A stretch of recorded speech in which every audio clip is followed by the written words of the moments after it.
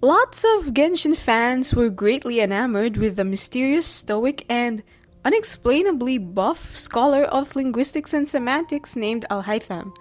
I, on the other hand, could only roll my eyes every time he so much as appeared on screen because I felt like his attitude was callous, his words were questionable, and I wondered if people would have actually liked him if he wasn't designed to be conventionally attractive, even if his design isn't as culturally accurate as it should be. During his teased fight scene with Sino, I was 100% Team Sino and I wanted that adorable little research ethics officer to beat his ass to a pulp. Well, not really, but yeah, I was ready to blame him for anything, almost. But then, the last act of the Sumeru Archon quest came out and it featured this grey-haired brat concocting a plan for revolution. It was rather badass, I must admit, and there were a few things he said that I thought were objectively annoying, but they ceased to bother me, like I genuinely thought, he has a point. That combined with him learning how to work with the team and his teased relationship with his roommate Kaveh helped me transition from kinda bullying the guy to maybe bullying him a bit affectionately, I guess. So I ended up impulsively pulling him and giving him this umbrella sword entirely for the sake of trolling. And then as time passed, I played his story quest, went through his character profile lore, with his character story 5 in particular being really striking, and I also played the 3.6 Interdarshan competition event and I realized something. I think I've actually gotten used to interpreting the meaning behind his dialogue after many months of practice. Because of that, I'm going to impart that knowledge onto you guys, not just by dissecting individual pieces of dialogue, but trying to establish patterns that you can look out for so you can better identify his true intentions behind his straightforward yet oddly elusive speech. Also, as a side note, I will be referring to him as Alhaitham from now onwards because the Al prefix is more for surnames actually. So with that out of the way, I'm going to present to you the official Alhaitham Decoding Manual, which will hopefully prevent you guys from outright punching him when he says something rather preposterous.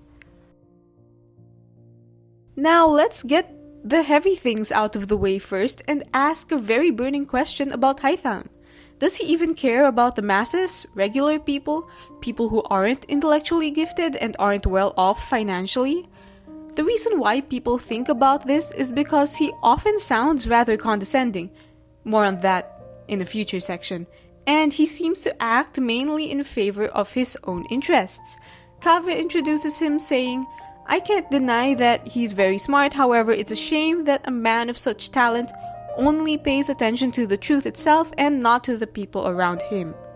But we heard this from Kaveh, from Genshin Impact's official Facebook, by December already, so it's not our first impression of Alhaitham, but it's something that matches the perception we currently have of the guy, because he doesn't come across as particularly caring about other people. Even when he explains why he masterminded the revolution against the academia leaders, allied with the Grand Sage Azar, he chalks it up to simply not wanting these people's overly ambitious dreams to disrupt his current lifestyle, which he finds comfort in. So I guess it does come across as quite selfish compared to someone who would say they concocted the plan for the common good. And then on top of that, some fans have also found various notes on the bulletin boards of Port Ormos that depict Alhaitham and Kaveh arguing.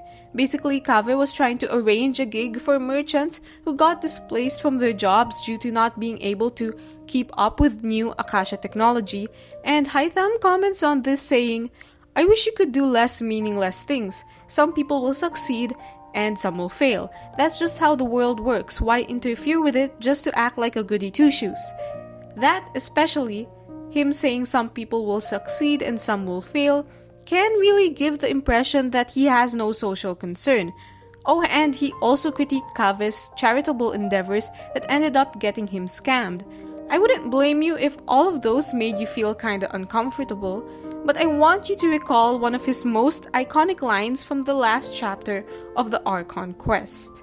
You see here that he's holding Azar accountable for all his misdeeds towards Sumeru, and such a sentiment echoes lots of social concern. But if you're not convinced yet, maybe it's because you didn't pay attention to his story quest. Although if you haven't played it yet, click off now because my next statements are gonna include spoilers. So anyway, if you recall, he assisted the investigation of the case of this guy named Ilyas, who became sucked into this collective consciousness created by Vahumana researcher Siraj. Ilyas had a hard time recalling his past, and throughout, Alhaitham was actually rather patient and accommodating towards him, validating his merits and life decisions. He even says, "Just do what you think is right." Another thing I'd like to point out is that he's never seemed to possess any prejudice against people from the desert.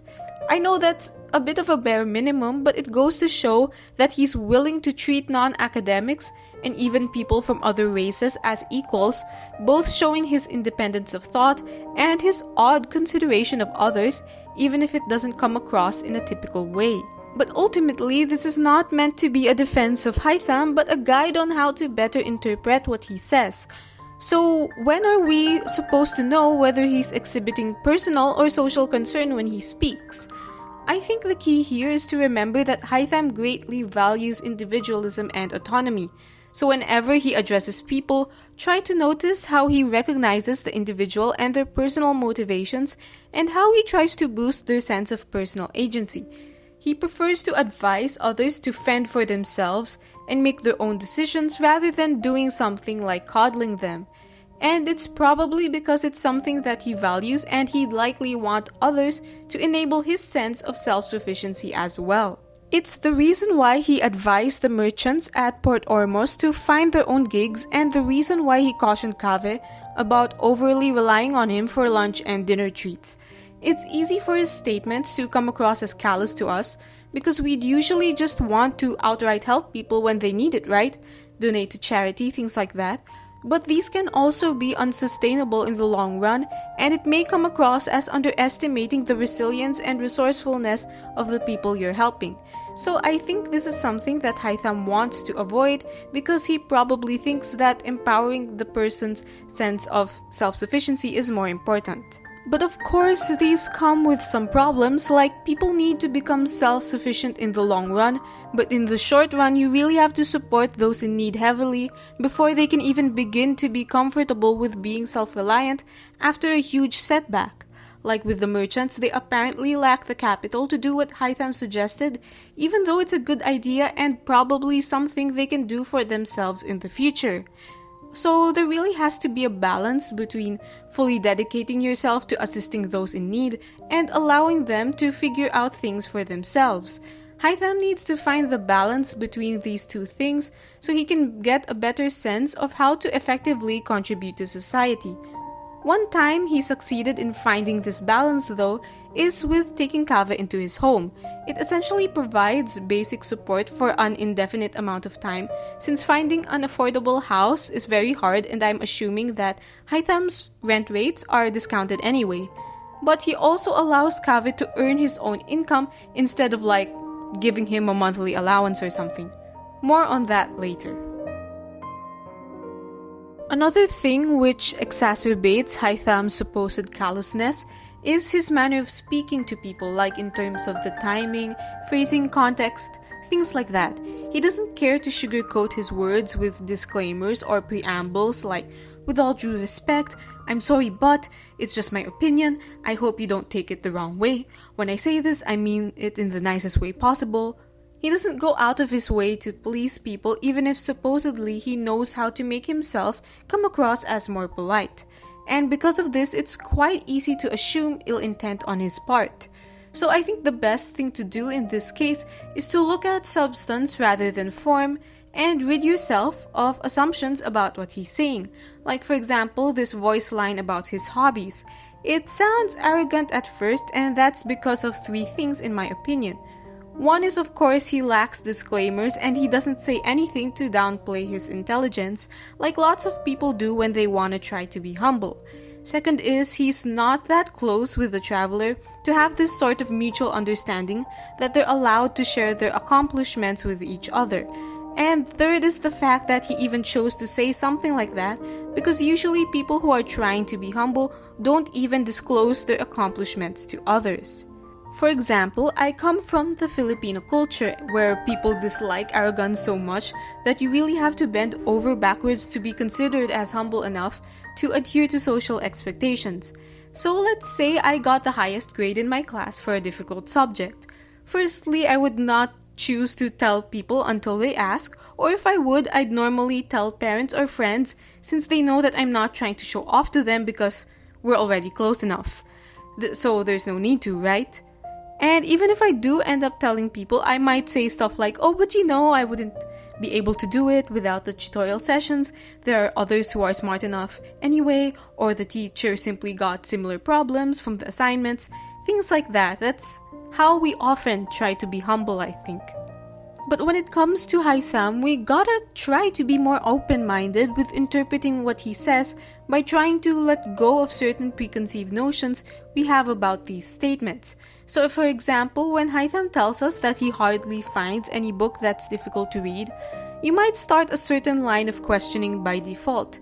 You'd usually ask, why would he tell us this? There's no other reason but to show off, right? Or else he'd just keep quiet about it, right? But we don't even consider how unique his line of thinking is. He likely perceives his intelligence as a fact, so he's just communicating a certain fact about himself. Even in that same voice line, he said that he doesn't delight in other people's suffering, so he really does not read difficult books to make himself seem intelligent to other people. He's not secretly counting on someone noticing and looking over his shoulder and being like, oh, Alhaitham is so smart, he understands complex gravitational physics, I wish I were like him, but I'm just a big dumbass. No, he just reads them for the sake of leisure. But aside from that, another reason why Alhaitham seems arrogant is because he's a critic, like an academic critic. Of course, we have to evaluate certain ideas or outputs with an open mind, like we need to adopt more inclusive standards in the process, but we can't deny that some things just possess a higher level of quality than others. Take for instance movies, we all have subjective tastes, but with some there are more flaws that you can point out than others. Alhaitham acknowledges this, and that's why he's able to reject poorly written research or funding applications, and why he's able to counter people's faulty arguments. You can notice the benefits of this in his story Quest. Siraj's research goes against academia rules, and it seeks to erase people's individuality and practically force them into submission. So it's obvious that this research direction is very harmful, right? And that's precisely why Alhaitham critiques it. Even with the Archon quest itself, you can consider him to play the role of an extremely fierce government critic, alongside the other playable characters, of course. And that kind of thinking is what propelled the revolution. And that's precisely why we need critics like him to ensure that our ideas are moving in a good direction, right? And the thing is, Alhaitham isn't even dismissive in his critiques because he often still acknowledges the merits of the people he's critiquing, and in the Paradise of Providence event, he also recognizes that being correct can also be pointless. So, if Alhaitham sometimes sounds arrogant, try to consider that he might not be viewing his statements as a form of bragging, and if it seems like he's putting others down, check if his criticisms are valid because they might help prevent the proliferation of faulty logic and actions associated with that line of thinking. Even if you don't agree with Alhaitham all the time, which is fine, even I don't as well, try to consider that his intentions might be to help iron out people's logic and make them accountable for the consequences of their thought processes. Many people would often describe Alhaitham as someone who simply tells the truth straightforwardly because he doesn't usually mince his words, but that overall description fails to account for his occasional lies or inconsistencies. For example, there's that feeble scholar statement, which is obviously not true, but there are other instances also where he seems kinda disingenuous, mostly relating to Kaveh, like expressing satisfaction over not having Kaveh in the house, while also on the other hand, asking where he's been, or not condoning Kaveh relying on his financial sponsorship, while also paying for some of the wine he orders. And the thing about these inconsistencies is that they're quite normal, Everyone has things like these. You can't believe the same things in literally all situations because that's not how life works. So the same definitely applies to Alhaitham, which is why it's good to avoid generalizing him because he is able to adjust and switch his approach to things at different moments. It's possible that he doesn't always disclose his true intentions, so it's definitely important to see how his words match his actions, and if there's a disconnect between them, try to think about what his real motivations might be. You'll be surprised to find out that, maybe he possesses more empathy than you'd expect. Just some food for thought. We all know that there's a single person that Alhaitham is closest to in particular, both in terms of proximity and emotion, I guess. And that's obviously his roommate Kaveh. They're the type to really exchange lots of ideas with each other, and misconstruing each of them can lead to a gross misunderstanding of their entire relationship. I guess some people would misinterpret Kaveh, but he's generally seen as more relatable, and I've already seen some bad takes on Alhaitham, so that's why I decided to focus on him. So what I'm going to do is use some of the tips I shared about how to analyze Alhaitham in interpreting his interactions with Kaveh. So remember what I said about Alhaitham valuing autonomy and self-sufficiency? That seems to be the reason why he wants Kaveh to be more mindful of his debt, and he also often encourages Kaveh to stand up for himself rather than being the one to stand up for him directly, like with him really pushing for Kaveh to just claim his points in the Interdarshan Championships instead of allowing himself to be beaten in draw lots. He also often wishes for Kaveh to understand that other people can be self-sufficient so that Kaveh won't be constantly burdened with whatever happens to them, since it's important to have social boundaries too.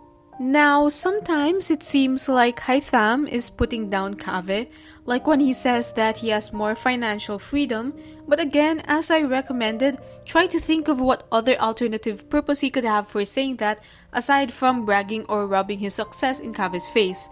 This may be a liberal interpretation on my part, but it seems that his goal is more of to endorse his lifestyle to Kaveh to motivate him to kinda be more responsible with his finances. Or he could just be stating a fact about himself and society, like it's true that having more money allows you to use that money however you want. Also, he does say that Kaveh shouldn't be ashamed of being in debt, which is quite nice of him, I'd say. Of course, he may sound condescending when asking Kaveh if he has any redeeming features at all, but seeing as there's a pattern of Alhaitham encouraging Kaveh to stand up for himself, albeit in a harsh way, I think he's trying to get Kaveh to also list down his good traits. After all, Alhaitham did not rebut Kaveh's claim that artistry is a redeeming quality of his. And it's also important to recount the times when Alhaitham has praised him, such as the time when he called Kaveh a master builder and craftsman and the light of Kashariwar. As for Alhaitham's consistent critique of Kaveh's ideas and lifestyle, as I said, it's important to understand that his intention is mainly to get rid of faulty logic, which can prove to be harmful. Now, Kaveh's ideals are really great, but it can get to an extreme point, which becomes rather self-destructive for Kaveh when he engages in self-sacrifice too much out of guilt.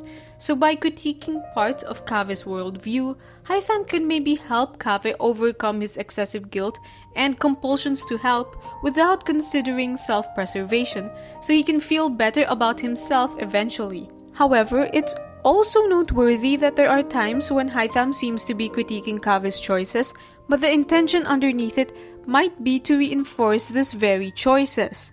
For example, in the Interdarshan event, if we tell Kaveh about Sachin influencing his dad, then Kaveh still wallows in despair, but when Alhaitham tells Kaveh, their conversation turns into discourse instead, which allows Kaveh to assert himself and be proud of his decision.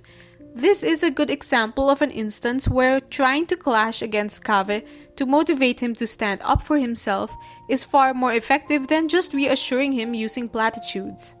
And lastly, you have to remember that Alhaitham can be disingenuous with his statements, so it's very possible that his negative remarks about Kaveh when talking to other people are not fully meant. Like with the way he says that the house is peaceful without his roommate around, while also bringing up his roommate unprompted, like, why is he at the top of your mind if you prefer him to be far away? Things like these are important to consider as well. So hopefully this little guide helped you understand how to better interpret Haitham's way of speaking, but it really just comes with practice of putting up with him, or also seeing how his rather eloquent fans analyze him.